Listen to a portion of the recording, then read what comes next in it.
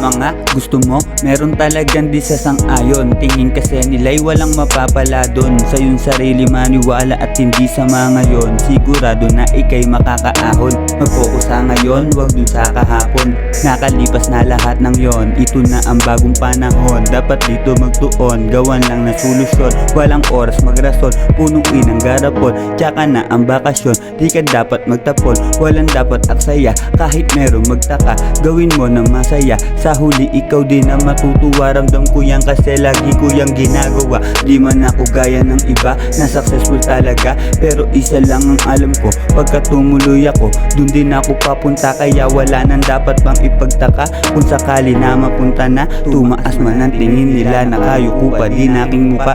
Makikita mo lang sa labas pag may gagawin na malakas, upang maipalabas habang nabubuhay di magwawakas.